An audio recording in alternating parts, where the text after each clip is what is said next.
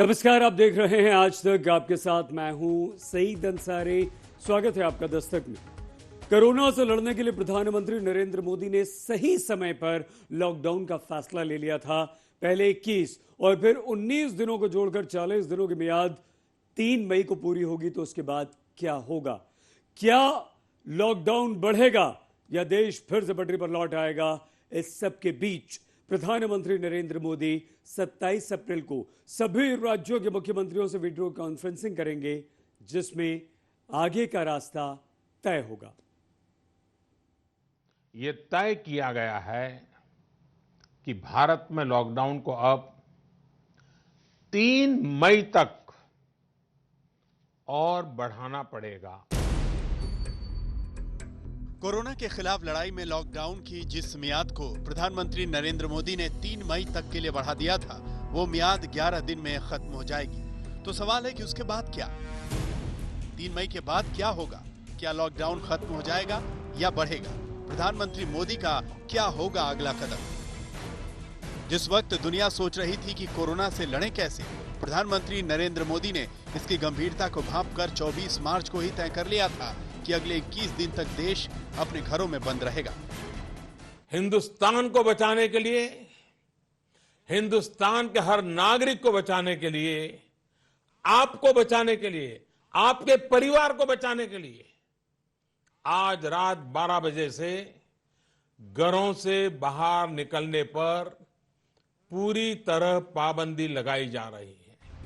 Corona के अदृश्य virus के खिलाफ जंग में एक निर्णायक फैसला 27 अप्रैल को हो सकता है। प्रधानमंत्री नरेंद्र मोदी अगले सोमवार को सभी मुख्यमंत्रियों के साथ वीडियो कॉन्फ्रेंसिंग करेंगे। लॉकडाउन को लेकर तीसरी बार पीएम मुख्यमंत्रियों से बात करेंगे और उनका फीडबैक लेंगे। उसी फीडबैक के आधार पर पीएम मोदी आगे की रणनीति बना सकते हैं। वैसे तो 20 अप्रैल से लॉकडाउन में कुछ राहत देने के लिए गाइडलाइंस भी थी, लेकिन जिस तरह कोरोना के मरीज 20,000 के पार पहुंच गए हैं, उसमें ये सवाल कोरोना वाली फिजा में तैर रहा है कि क्या 3 मई को देश पर लगा ताला खुलेगा या आगे भी बंद रहेगा। 24 मार्च को जब प्रधानमंत्री ने पहली बार लॉकडाउन का ऐलान किया तो कोरोना के मरीजों की तादाद 519 थी और मरने वालों की 9। लेकिन 21 दिन बाद 14 अप्रैल को जब दूसरी बार उन्होंने 19 दिन के लिए लॉकडाउन बढ़ाने का ऐलान किया, उस दिन कोरोना संक्रमितों की संख्या थी 10,815 और मरने वालों की 353। और उसके 8 दिन बाद 22 अप्रैल को कोरोना संक्रमित 20,471 हो गए और मरने वाले 652। दुनिया के दूसरे देशों की तुलना में लॉकडाउन ने भारत में इस संक्रमण को फैलने से बहुत हद तक रोका, नहीं तो ये आग न जाने कितनी जिंदगियों का खात्मा कर देती। भारत में तो कोरोना का संक्रमण बहुत मामूली है। जिन देशों में कोरोना से होने वाली मौत को ढोने के लिए कंधे और कब्र कम पड़ गई हैं, वो भी लॉकडाउन का सहारा ले रहे हैं। जिस इटली में 24,000 से ज्यादा लोगों की मौत हो गई है, उसने 56 दिन का पूर्ण लॉकडाउन रखा है। कोरोना से अपने 21,000 से ज्यादा नागरिकों को गंवाने वाले स्पेन ने 57 दिन का, 20,000 से ज्यादा मौत वाले फ्रांस ने 56 दिन का, 16,000 से ज्यादा मौत वाले ब्रिटेन ने 46 दिन का, जिस अमेरिका में सबसे ज्यादा मौत का तांडव हुआ वहां 45 दिन का आंशिक लॉकडाउन, और जिस चीन से मौत बांटने वाले इस वायरस की हवा चली वहां 77 दिनों का आंशिक लॉकडाउन है। विकास की नई ऊंचाइयों पर खड़े देश कोरोना से लड़ने में बार बार पस्त होते जा रहे हैं, लेकिन हिंदुस्तान समझ, संयम और सूझबूझ से इसका मुकाबला कर रहा है। आज तक ब्यूरो। इस बीच दुनिया के सबसे अमीर लोगों में शुमार माइक्रोसॉफ्ट के प्रमुख बिल गेट्स ने कोरोना से लड़ने में प्रधानमंत्री नरेंद्र मोदी की कोशिशों की जमकर भरपूर तारीफ की है। पीएम मोदी को भेजे एक पत्र में गेट्स ने कहा कि भारत में कोविड-19 के संक्रमण को खत्म करने में आपके नेतृत्व और आपके सरकार के प्रोएक्टिव कदम की हम सराहना करते हैं। इसमें आपके लॉकडाउन का फैसला, आइसोलेशन के लिए सॉफ्ट स्पॉट की शिनाख्त करना, टेस्टिंग को बढ़ाना, लोगों को क्वारंटीन करना, उनका ध्यान रखना, ख्याल रखना बहुत सराहनीय है। स्वास्थ्य सेवा को मजबूत बनाने के लिए आपने स्वास्थ्य खर्च को बढ़ाया। मुझे खुशी है कि आपकी सरकार कोविड-19 से लड़ने में डिजिटल क्षमता का भरपूर इस्तेमाल कर रही है। कोरोना वायरस की ट्रैकिंग, उसके मरीजों की पहचान और स्वास्थ्य सेवा से लोगों को जोड़ने के लिए आरोग्य सेतु डिजिटल ऐप को आपने लॉन्च किया। और आइए अब हम आपको उन जगहों पर लिए चलते हैं जो कोरोना के हॉटस्पॉट बने हुए हैं। इनमें मुंबई और पुणे में स्थिति की गंभीरता को देखते हुए केंद्र से डॉक्टर्स की 2 टीमें यहां पर पहुंची। एक टीम ने मुंबई के धारावी का जायजा लिया। धारावी की सघन आबादी को देखते हुए अगर यहां पर कामयाबी मिल जाती है तो चीनी वायरस की धार को हम कुंद कर सकते हैं, कोरोना को हम खत्म कर सकते हैं। मुंबई की रंगीनियत, चमक दमक इन तंग गलियों तक नहीं पहुंचती, क्योंकि यहां जिंदगी ही बदरंग है। ये एशिया की सबसे बड़ी झुग्गी धारावी है, जहां गलियां सकरी हैं, जहां इंसान के सांस लेने के लिए हवाएं कम पड़ जाती हैं, जहां एक छोटे से कमरे में पूरा परिवार समा जाता है। जिंदगी की इतनी ही बदहाली कम नहीं थी जो धीरे से कोरोना ने यहां अपने पांव पसार लिए। इससे पहले कि कोरोना का पानी नाक के ऊपर निकल जाए, यहां नई दिल्ली से डॉक्टरों की टीम पहुंची। रिव्यू ले रहे हैं कि भाई प्रिपेयर्डनेस है क्या नहीं है, या यहाँ पर जो कंटेनमेंट स्ट्रैटेजीज जो बोली गई है ICMR के माध्यम से वो फॉलो कर रहे हैं क्या नहीं, तो ये सब फॉलो हो रहा है। कोरोना के खतरे को रोकने के लिए इसकी कड़ियों को तोड़ना जरूरी है। घनी आबादी वाली बस्ती में ये चुनौती ज्यादा बड़ी होती है। इसके लिए धारावी को पूरी तरह सील कर दिया गया है। यहाँ ना कोई बाहर से जा सकता है, ना ही अंदर से कोई बाहर आ सकता है। सरकार की कोशिश कोरोना से संक्रमित मरीजों को क्वारंटाइन करके इस घनी बस्ती को सबसे खतरनाक वायरस से बचाने की है। Containment strategy, cluster containment strategy का जो प्रोटोकॉल है वो फॉलो करना, यही मुझे लगता है सबसे इम्पोर्टेंट काम होता है, ये हम काम करें। यूं तो समूचा महाराष्ट्र ही कोरोना का दर्द झेल रहा है, लेकिन उसमें भी मुंबई और मुंबई में भी धारावी में संक्रमण की धारा ज्यादा तेज और गहरी है। महाराष्ट्र में कोरोना के मरीजों की संख्या 5,200 के पार है, तो उसमें भी मुंबई का आंकड़ा 3,400 है। धारावी की बंद गलियों में अब तक 180 लोग कोरोना के मरीज निकल चुके हैं। धारावी इसलिए भी डराती है क्योंकि इसके 2.6 वर्ग किलोमीटर के रकबे में 15 लाख लोग रहते हैं।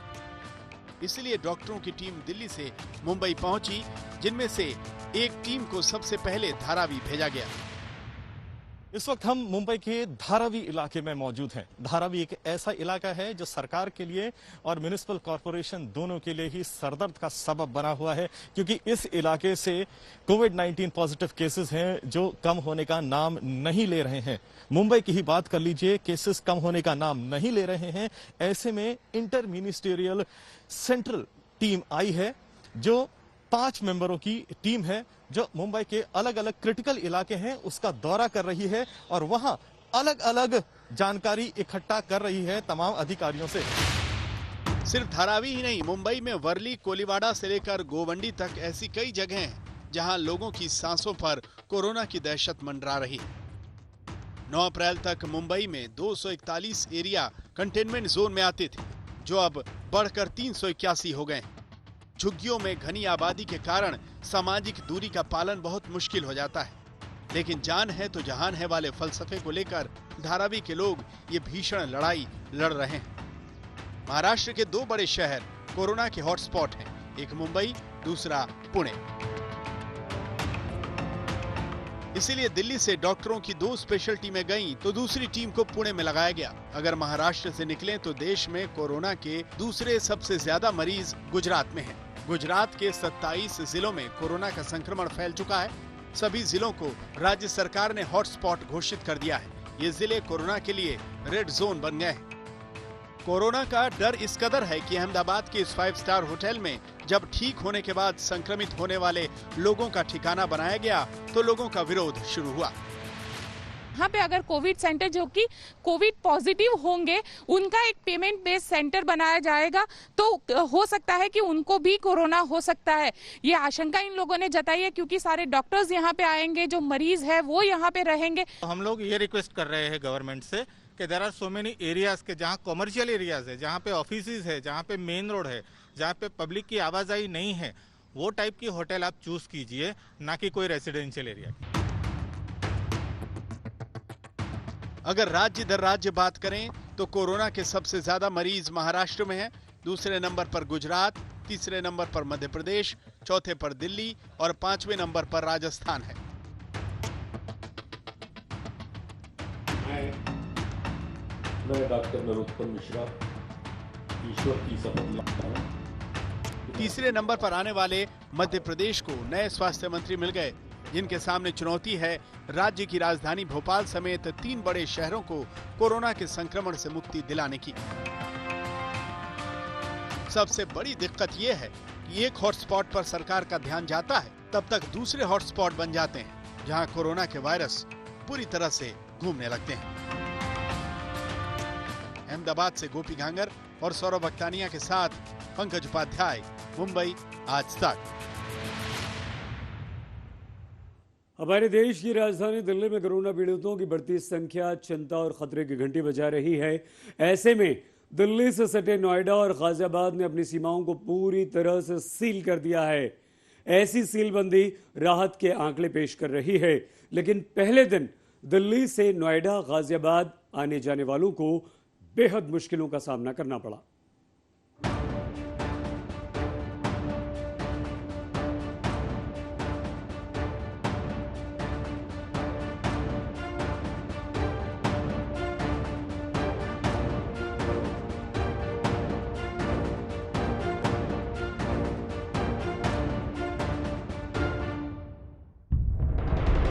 जिला गाजियाबाद पूरी तरह सील, जिला गौतम बुद्ध नगर पूरी तरह सील। उत्तर प्रदेश के इन दोनों संपन्न जिलों की खासियत यह है कि इनकी सीमाएं दिल्ली से सटी हैं। इसलिए जब इन दोनों जिलों को सील किया गया तो बॉर्डर पर गाड़ियों का रेला लग गया। डीएनडी से लेकर नोएडा सेक्टर 14 में ट्रैफिक का दबाव बढ़ गया। इस वक्त मैं हूं दिल्ली नोएडा बॉर्डर पर। यहां पर आप हालात देखिए, डीएनडी पर मौजूद हूं। कितनी लंबी जो है लाइनें लग गई है वाहनों की, क्योंकि यहां पर चेकिंग अभियान चल रहा है। यहाँ कई घंटों से लोग जो है फंसे हुए हैं, क्योंकि यहाँ पर जो है अब जो पास धारक है उन्हीं को आने दिया जा रहा है, जो असेंशियल सर्विसेज से जुड़े हैं उन्हीं लोगों को आने दिया जा रहा है। और यहाँ आप देख सकते हैं लंबी ट्रेल जो है वाहनों की लग गई है। बॉर्डर बंद हो गया, लेकिन कुछ जरूरी सेवाओं के लिए नोएडा जिला प्रशासन ने निर्देश भी दिए। कोरोना मिटाने से जुड़ी सेवाओं में लगे दिल्ली और उत्तर प्रदेश के उन सरकारी कर्मचारियों को छूट मिलेगी जिनके लिए पास जारी किया गया है। दिल्ली यूपी सीमा पर एम्बुलेंस को नहीं रोका जाएगा। जरूरी सामान लाने ले जाने वाले वाहनों को छूट रहेगी। भारत सरकार में उप सचिव या उससे वरिष्ठ अधिकारियों को गृह मंत्रालय के पास के साथ छूट होगी। ऐसे विशेषज्ञ डॉक्टर जिन्हें नोएडा में जरूरी और इमरजेंसी सेवाएं देनी हो, उन्हें नहीं रोका जाएगा। इसके अलावा मीडिया कर्मियों को भी जिला सूचना अधिकारी से पास मिल जाएगा।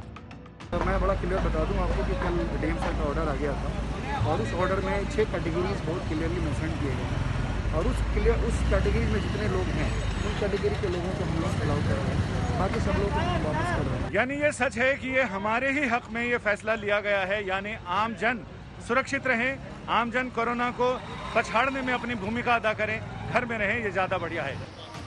लेकिन जरूरी सुविधा वालों को भी दिक्कत हुई, इसीलिए ऑल इंडिया नर्स फेडरेशन ने गृह मंत्री अमित शाह को चिट्ठी भी लिखी, जिसको साझा करते हुए कांग्रेस महासचिव प्रियंका गांधी वाड्रा ने ट्वीट किया। एनसीआर में रहने वाली हमारी बहुत सी नर्सें रोज ड्यूटी करने दिल्ली आती हैं। नर्सों के संगठन ऑल इंडिया नर्स फेडरेशन ने एक पत्र लिखकर मांग की है कि नर्सों को यूपी दिल्ली बॉर्डर पर परेशान किया जा रहा है। कृपया इस मामले का संज्ञान लें। प्रशासन का सिरदर्द कोरोना के संक्रमण से बढ़ते मरीज हैं। नोएडा और गाजियाबाद में कोरोना मरीजों की संख्या दिल्ली की तुलना में तो कम बढ़ी है, लेकिन ये आशंका बढ़ रही है कि दिल्ली का बुरा असर यहाँ भी पड़ेगा। दिल्ली में 2156 कोरोना पॉजिटिव केस मिले हैं, जबकि गौतम बुद्ध नगर जिले में कोरोना पॉजिटिव मरीजों की तादाद 102 है और गाजियाबाद में 46। लेकिन गाजियाबाद में बीते 5 दिनों में कोरोना के 17 नए पॉजिटिव केस सामने आए हैं। गाजियाबाद में 6 ऐसे कोरोना पॉजिटिव पाए गए थे जो किसी न किसी काम से दिल्ली गए थे। गाजियाबाद के सीएमओ ने जिलाधिकारी को ये रिपोर्ट सौंपी थी, जिस पर सीलबंदी का फैसला हुआ। नहीं बिल्कुल, जिनके पास पाप हो अथराइज पाप, आई कार्ड पे नहीं, आई कार्ड पे अगर इमरजेंसी है, जैसे डॉक्टर हैं, नर्सेज हैं, मेडिकल स्टाफ है, जिनकी जरूरत उन्हें जाने दिया जा रहा है। उनके पाप चाहे दिल्ली का पाप हो चाहे गाजियाबाद का। लॉकडाउन का फायदा तो मिला, लेकिन अनहोनी की कोई जगह न बचे, इसीलिए गाजियाबाद और नोएडा जिला प्रशासन ने सीलबंदी का कदम उठा लिया। अब देखिए कि हालात कितने सुधरते हैं। आज तक ब्यूरो। दस्तक में आज के लिए बस इतना ही। घर में रहिए, सुरक्षित रहिए। दोस्तों, अपना और अपने परिवार का बहुत ख्याल रखिएगा। देखते रहिए आज तक।